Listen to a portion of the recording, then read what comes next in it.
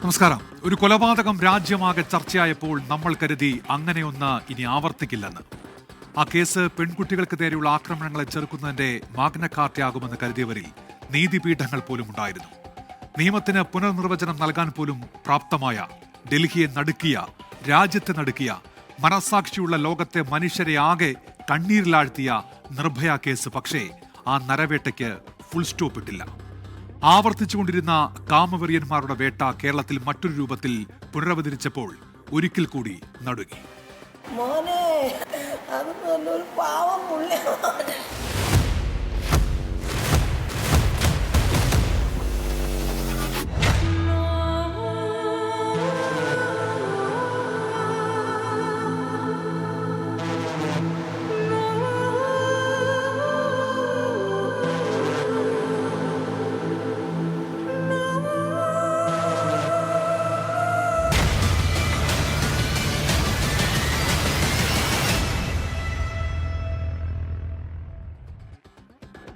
നിയമവിദ്യാർത്ഥിനിയായിരുന്ന ജിഷയെ കൊല്ലപ്പെട്ട നിലയിൽ കണ്ടെത്തിയത് ഒരു രാത്രിയിലാണ്. ആദ്യ ദിവസങ്ങളിൽ മതിയായ ശ്രദ്ധ ലഭിക്കാതെ പോയ സംഭവമായിരുന്നു ഇത്. ശ്രദ്ധയെന്ന് പറഞ്ഞാൽ പോലീസിന്റെ, നാട്ടുകാരുടെ, മാധ്യമങ്ങളുടെ ഒന്നും ശ്രദ്ധ കാര്യമായി അങ്ങോട്ട് തിരിഞ്ഞതേയില്ല. പോലീസിന്റെ അനാസ്ഥ ചൂണ്ടിക്കാട്ടി സാമൂഹ്യ മാധ്യമങ്ങളിൽ ജിഷയുടെ സുഹൃത്തുക്കൾ പ്രതിഷേധിച്ചു. ആദ്യ നിമിഷങ്ങൾ മുതൽ തന്നെ അവർ വിടാതെ നിന്നതോടെ, തെരുവിലിറങ്ങിയതോടെ മാധ്യമങ്ങൾ ക്യാമറ കണ്ണുകൾ അങ്ങോട്ട് തിരിച്ചു. പിന്നെ നടന്നത് നമ്മൾ കണ്ടതും കേട്ടതും അവിശ്വസനീയമായ ഒരു ക്രൂരകൃത്യത്തിന്റെ വിശദ വിവരങ്ങളായിരുന്നു.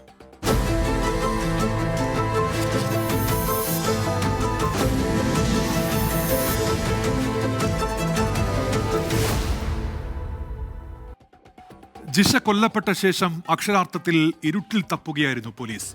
1-2 ദിവസമൊന്നും ആയിരുന്നില്ല. ആദ്യം സാമൂഹ്യ മാധ്യമങ്ങളും പിന്നാലെ മുഖ്യധാരാ മാധ്യമങ്ങളും എറണാകുളം ജില്ലയിലെ പെരുമ്പാവൂരിലേക്ക് ശ്രദ്ധ തിരിച്ചതോടെ കളിമാറി. പോലീസ് സമ്മർദ്ദത്തിലായി. ഒടുവിൽ ആ പ്രതിയിലേക്ക് പോലീസ് എത്തിച്ചേർന്ന വഴികൾ അത്ര എളുപ്പമുള്ളതായിരുന്നില്ല.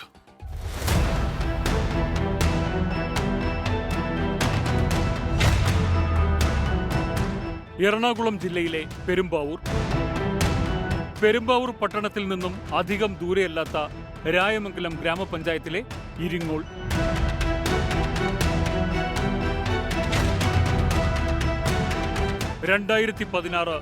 ഏപ്രിൽ 28 അന്ന് രാത്രി 8:30 വീടിനുള്ളിൽ മരിച്ച നിലയിൽ ജിഷ കാണപ്പെട്ടത്. എറണാകുളത്ത് നിയമവിദ്യാർത്ഥിയായിരുന്ന ജിഷ അതിക്രൂരമായ ലൈംഗിക പീഡനത്താൽ കൊല്ലപ്പെട്ടു എന്ന് തന്നെയായിരുന്നു പ്രാഥമിക നിഗമനം. ജിഷയും അമ്മയും അടക്കമുള്ള കുടുംബം താമസിച്ചിരുന്നത് ഒരൊറ്റ മുറിയുള്ള കൊച്ചുവീട്ടിലാണ്. പെരിയാർ ബണ്ട് കനാലിന്റെ കാശ്മെന്റിൽ പുറമ്പോക്കിലായി പണിത ഒരൊറ്റമുറി വീട്, അടച്ചുറപ്പില്ലാത്ത വീട്.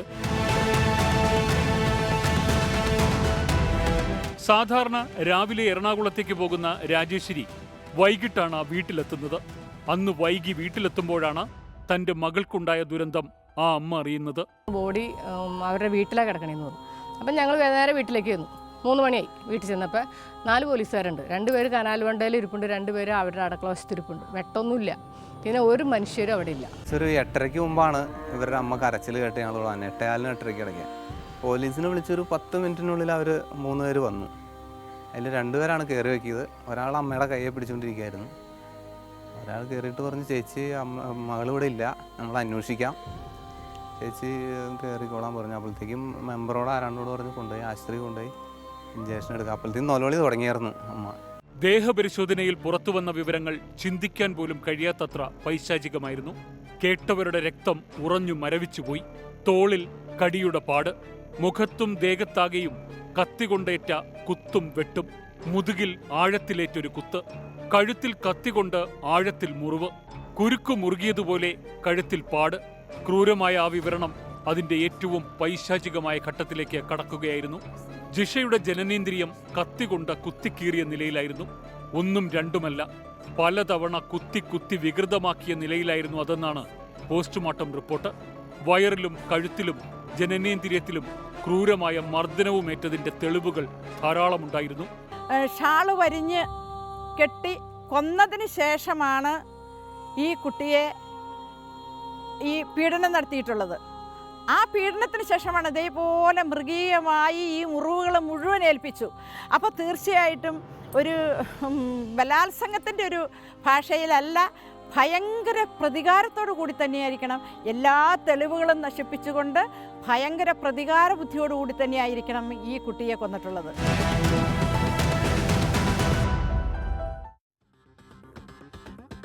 ഒരു മനുഷ്യന് ചെയ്തു കൂട്ടാൻ സാധിക്കാത്ത അത്രയും ക്രൂരത. ഇതെല്ലാം ചെയ്തിട്ട് അയാൾ ഇരുളിലേക്ക് ഓടിമറിഞ്ഞു. പോലീസിനെയും നാട്ടുകാരെയും വഴിമുട്ടിച്ച് കടന്നു കളഞ്ഞ അയാൾ ആരാണ്? അയൽക്കാരിലേക്കും കുടുംബവുമായി ശത്രുതയുള്ളവരിലേക്കുമായി സംശയത്തിന്റെ ആദ്യ കണ്ണുകൾ.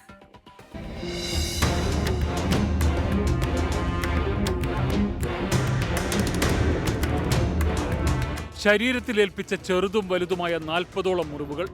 അതിൽ നിന്നും രക്തം വാർന്ന ജിഷയുടെ മരണം ഉറപ്പായതോടെ അയാൾ പുറത്തു കടക്കാൻ തീരുമാനിച്ചു.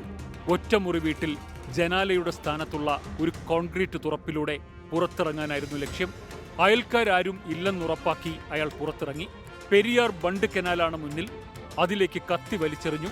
കനാലിലേക്കിറങ്ങി അത് മറികടന്നാകാം പ്രതി സ്ഥലം വിട്ടതെന്ന് പ്രാഥമിക നിഗമനവുമുണ്ടായി.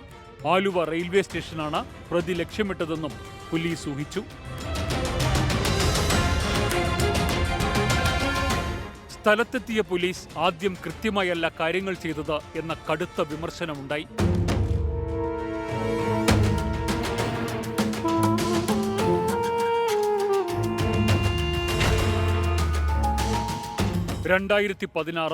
ഏപ്രിൽ 30 പെരുമ്പാവൂർ ഡിവൈഎസ്പിയുടെ നേതൃത്വത്തിൽ പ്രത്യേക സംഘം അന്വേഷണം തുടങ്ങി. ഒരു ചെരുപ്പായിരുന്നു ആദ്യ ലീഡ്.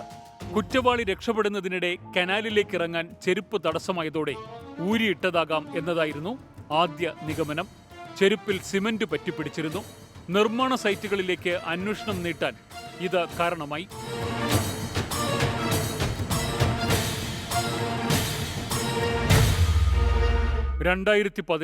മെയ് 4 അന്വേഷണം ഏറ്റെടുത്ത് ഏതാനും ദിവസങ്ങൾക്കകം പൂർണ്ണമായ പോസ്റ്റ്മോർട്ടം റിപ്പോർട്ടെത്തി. ലൈംഗിക പീഡന ശ്രമം, ശരീരത്തിലെ 38 മുറിവുകൾ എന്നിവ ആ പോസ്റ്റ്മോർട്ടം റിപ്പോർട്ടിലും ഉണ്ടായിരുന്നു. പ്രാഥമിക അന്വേഷണത്തിൽ പെരുമ്പാവൂർ ഡിവൈഎസ്പി വീഴ്ച വരുത്തിയതായി തെളിഞ്ഞു. വീഴ്ചയുടെ ഉത്തരവാദിത്വം ചുമത്തി പെരുമ്പാവൂർ ഡിവൈഎസ്പി അനിൽകുമാറിനെ അന്വേഷണത്തിൽ നിന്നും ഒഴിവാക്കി. പകരം ക്രൈം ഡിറ്റാച്ച്മെന്റ് ഡിവൈഎസ്പി AB ജിജിമോന് ചുമതല നൽകി.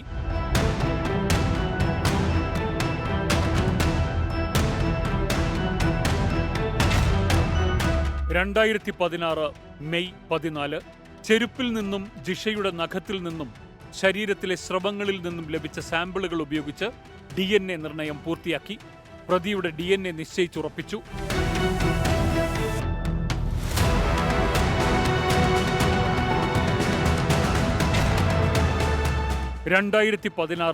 മെയ് 16 പ്രതി നിർമ്മാണ തൊഴിലാളിയെന്ന പോലീസ് ഉറപ്പിച്ച ദിവസം. സൂചനകളിൽ നിന്നും ഘാതകരെ തേടി പോലീസ് സംഘം ബംഗാളിലെ മുർഷിദാബാദിലേക്ക് യാത്ര തിരിച്ചു.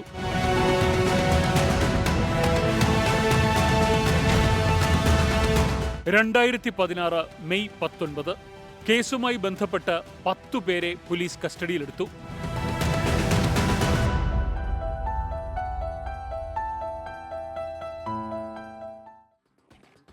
വർഷം 2016 ഏപ്രിൽ മാസം. വളരെ നിർണായകമായൊരു രാഷ്ട്രീയ കാലാവസ്ഥയാണെന്ന് കേരളത്തിൽ. 14ാം നിയമസഭയിലേക്കുള്ള തിരഞ്ഞെടുപ്പ് പ്രഖ്യാപിച്ച സമയം. അന്വേഷണം നടക്കുന്ന കാലയളവിൽ സംസ്ഥാനം തിരഞ്ഞെടുപ്പ് ചൂടിലേക്ക് കടന്നു കഴിഞ്ഞു. അതുകൊണ്ട് തന്നെ ജിഷയും ജിഷാവധവും ഒരു തിരഞ്ഞെടുപ്പ് രാഷ്ട്രീയ വിഷയമായി വളർന്നു കഴിഞ്ഞിരുന്നു.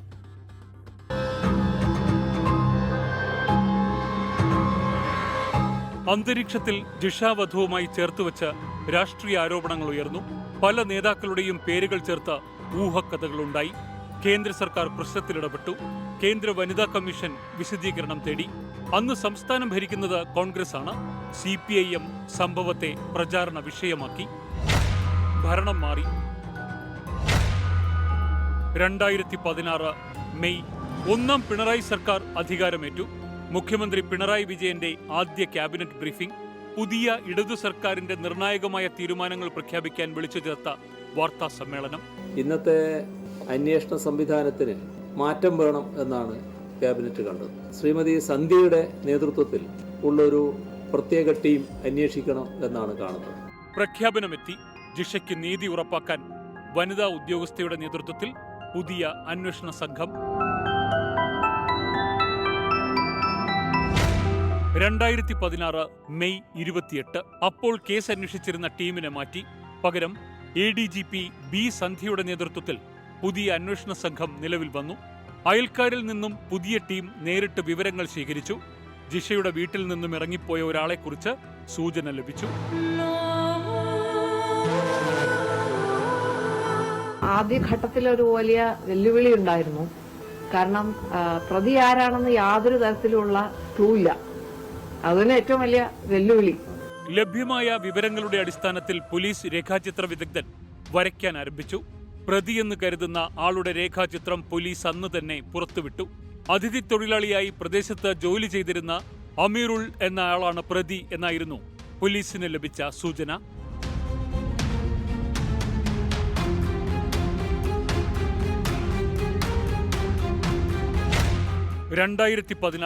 ജൂൺ 14 രേഖാചിത്രം അതിവേഗം പ്രചരിപ്പിച്ചു.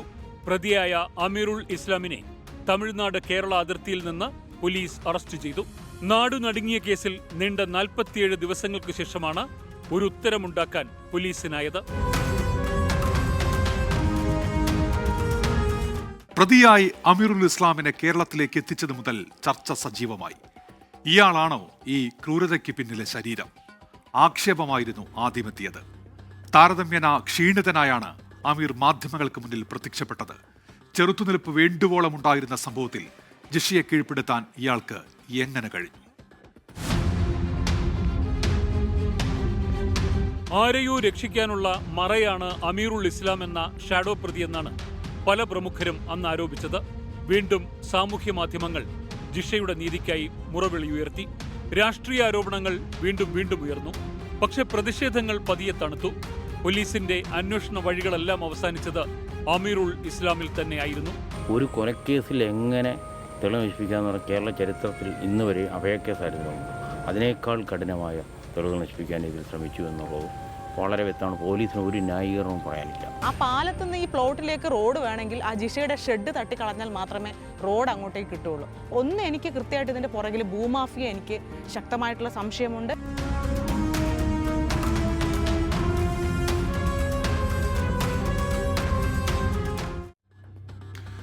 അമീറുൽ ഇസ്ലാം എന്ന നീചനായ പ്രതി പോലീസിനോടൊടുവിലെല്ലാം ഏറ്റുപറഞ്ഞു താൻ തന്നെയാണ് അത് ചെയ്തതെന്ന്. തന്നെ അവഹേളിക്കുകയും അപമാനിക്കുകയും ചെയ്തതിന്റെ പക എന്നായിരുന്നു ഇക്കണ്ട കൊടും ക്രൂരതയ്ക്ക് കാരണമായി അയാൾ പോലീസിനോട് പറഞ്ഞത്. കുറ്റപത്രത്തിലെ അമീറുൾ ഇസ്ലാമിന്റെ മൊഴിയെല്ലാം തുറന്നു സമ്മതിക്കുന്നതായിരുന്നു. ആ ചെറിയ വീട്ടിൽ മറ്റാരുമില്ലെന്ന് ഉറപ്പാക്കിയായിരുന്നു അയാൾ അവിടെ എത്തിയത്. വൈകിട്ട് 5 മണിയോടടുത്ത സമയം. ജിഷയുടെ വട്ടോളിപ്പടിയിലെ വീടിന്റെ വാതിൽ അപ്പോൾ പൂട്ടിയിട്ടില്ലായിരുന്നു. വാതിലിനടുത്തെത്തിയപ്പോൾ തന്നെ ഉള്ളിൽ നിൽക്കുകയായിരുന്ന ജിഷ തന്നെ കണ്ടതായി അയാൾ പറയുന്നു. പുറത്തേക്ക് വന്ന ജിഷ അമീറിന് നേരെ ചെരുപ്പുയർത്തി. കുറച്ചുകൂടി അടുത്തെത്തിയപ്പോൾ അയാളോട് കടന്നുപോകാൻ ആക്രോശിച്ച് ചെരുപ്പൂരി മുഖത്തടിച്ചു. ഏതാനും മിനിറ്റുകൾ അവിടെ നിന്ന ശേഷം അയാൾ തിരിച്ചു നടന്നു. അപ്പോഴേക്കും പക അടങ്ങാതെ പുറത്തേക്ക് വന്നു. ജിഷയെ അനുഭവിക്കണമെന്നും ഇല്ലാതാക്കണമെന്നും അയാൾക്ക് തോന്നി. തിരിച്ചു വീണ്ടും വീടിനെ ലക്ഷ്യമാക്കി അയാൾ നടന്നു.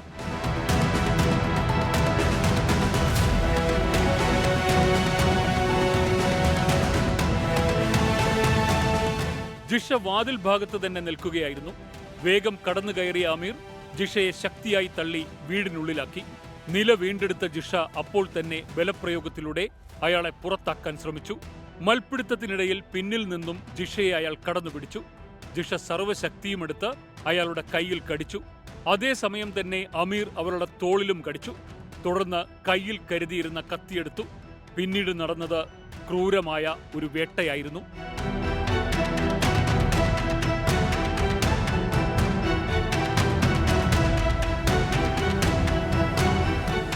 ജിഷയുടെ മുഖത്തും ദേഹത്തുമെല്ലാം പലവട്ടം കത്തി കൊണ്ട് അയാൾ കുത്തി. കത്തി പിടിച്ചിരുന്ന കയ്യിൽ ജിഷ ബലമായി പിടിച്ചിരുന്നതിനാൽ കുത്തും വെട്ടുമെന്നും ഉദ്ദേശിച്ച രീതിയിൽ ഏറ്റില്ല. ഇതിനിടയിൽ വസ്ത്രങ്ങൾ നേരെയാക്കുന്നതിൽ ജിഷയുടെ ശ്രദ്ധ മാറിപ്പോയി. ഒരു നിമിഷം ജിഷ തിരിഞ്ഞു. ഈ സമയം അയാൾ ശരീരത്തോട് ചേർത്ത് പിടിച്ച് ജിഷയുടെ മുതുകിൽ ആഞ്ഞുകുത്തി. പിന്നീട് കഴുത്തിൽ കത്തി കുത്തിയിറക്കി. ഒച്ച പുറത്തു വരാതിരിക്കാൻ കഴുത്തിൽ ചുറ്റിയിരുന്ന ഷോൾ മുറുക്കിക്കൊണ്ടേയിരുന്നു അയാൾ. അതോടെ ജിഷ നിലത്തു വീണു. നിലത്ത് വീണ ജിഷ അടുക്കളയുടെ ഭാഗത്തേക്ക് നിരങ്ങി നീങ്ങി. എന്നാൽ പിന്നാലെ എത്തിയ അമീറുൾ ജിഷയെ മുറിയിലേക്ക് വലിച്ചിഴച്ചുകൊണ്ട് തിരികെ വന്നു.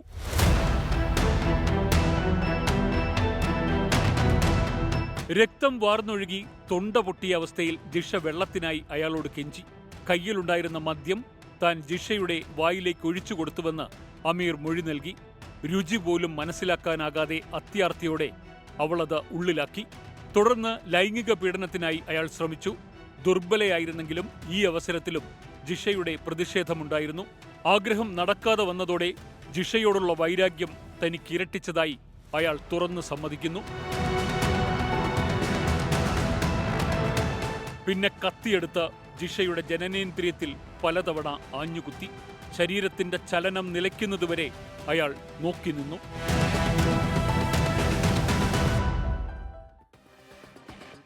പ്രതി അമീറുൾ തന്നെയെന്നുറപ്പിക്കാൻ പോലീസിന് പിന്നെയും ധാരാളം തെളിവുകളുണ്ടായിരുന്നു. ചെരുപ്പിന്റെ ശാസ്ത്രീയ പരിശോധന, ജിഷയുടെ വസ്ത്രത്തിന്റെ സാമ്പിളിംഗ്, നഖത്തിൽ കൊലയാളിയുടെ ചർമ്മകോശങ്ങൾ തുടങ്ങി എല്ലാ ലീഡും അമീറുൽ ഇസ്ലാം എന്ന പ്രതിയിലേക്ക് തന്നെ അന്വേഷണത്തെ നയിച്ചു.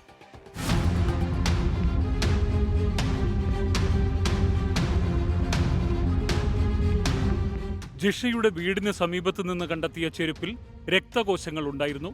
ഇത് പ്രതിയുടേത് തന്നെയെന്നുറപ്പിക്കാനായി ചെരുപ്പിൽ സിമന്റ് പറ്റിയിരുന്നതിനാൽ ആ ദിവസങ്ങളിൽ നിർമ്മാണ മേഖലയിൽ കടന്നിട്ടുള്ളയാളാണ് കൊലയാളിയെന്ന് വ്യക്തമായിരുന്നു. ഇതും അമീറുൾ തന്നെയെന്ന് സാക്ഷികൾ ഉറപ്പിച്ചു പറഞ്ഞു. കുറ്റകൃത്യം നടക്കുന്ന സമയത്ത് വീടിന്റെ കൊളുത്ത് അമീറിട്ടിരുന്നു. കൊലയാളിയുടെ കയ്യിൽ ജിഷ കടിച്ചതിൽ നിന്നും രക്തം വാർന്നൊഴുകുന്ന സമയത്തായിരുന്നു അയാൾ കൊളുത്തിടാൻ പോയത്. കൊളുത്തിലും കതകിലും കണ്ട ആ രക്തപ്പാടുകൾ പരിശോധനയിൽ അമീറുൾ ഇസ്ലാമിന്റേത് തന്നെയെന്ന് ഉറപ്പിച്ചു.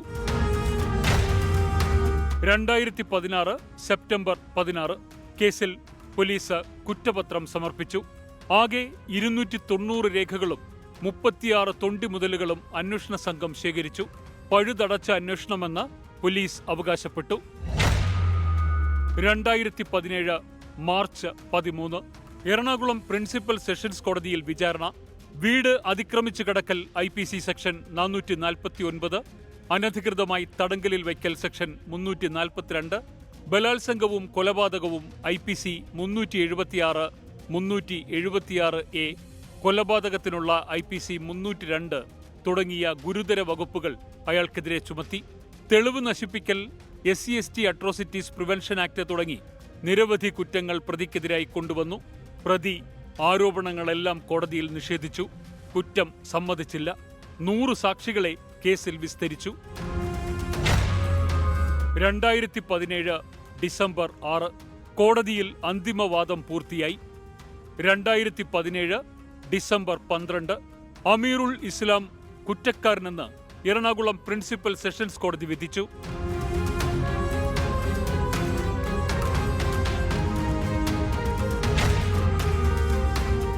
2017 ഡിസംബർ 14 നീണ്ട വിചാരണയ്ക്ക് ശേഷം IPC 449, IPC 342, 376A, 302 എന്നീ വകുപ്പുകൾ പ്രകാരമുള്ള കുറ്റകൃത്യങ്ങൾ അമീറിനെതിരായി തെളിയിക്കപ്പെട്ടു.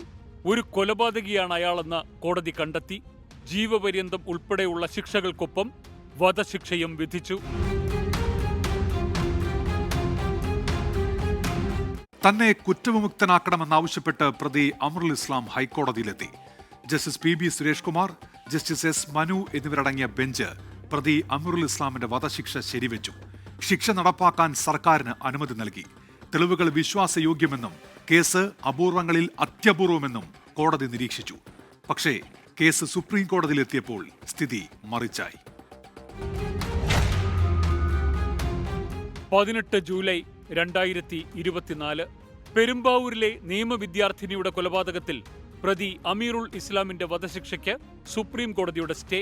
കേരള ഹൈക്കോടതി വിധിക്കെതിരെ അമീറുൾ ഇസ്ലാം നൽകിയ ഹർജിയിലാണ് സുപ്രീം കോടതിയുടെ ഉത്തരവ്. ഒരിക്കൽ കൂടി നിയമവും നീതിയും സമാന്തരമായി സഞ്ചരിക്കുന്നില്ലേ എന്ന തോന്നലുണ്ടാകുന്നു. രണ്ടും സമമായല്ല, സമന്വയിച്ചാണ് ഒഴുകേണ്ടത് എന്ന് ആഗ്രഹിക്കുന്നതും നിയമത്തിലെ ഈ പഴുതുകളും ഇളവുകളും കണ്ടറിയുമ്പോഴാണ്. എങ്കിലും നിയമം അതിന്റെ ഇളവുകളൊന്നുമില്ലാതെ, തുലാസുകൾ ഉലയാതെ വിധിയെഴുതുന്ന മറ്റൊരു കേസുമായി നാളെ വീണ്ടും കുറ്റവും ശിക്ഷയും ഉണ്ടാകും. കാണാം. ലോകത്തെവിടെയായാലും ഏത് സമയത്തും 24 വാർത്തകളും ഓഗ്മെന്റഡ് റിയാലിറ്റി പാക്കേജുകളും എക്സ്പ്ലെയിനറുകളും വിശദമായി കാണാൻ ഞങ്ങളുടെ യൂട്യൂബ് ചാനൽ നിങ്ങൾക്ക് സബ്സ്ക്രൈബ് ചെയ്യാം.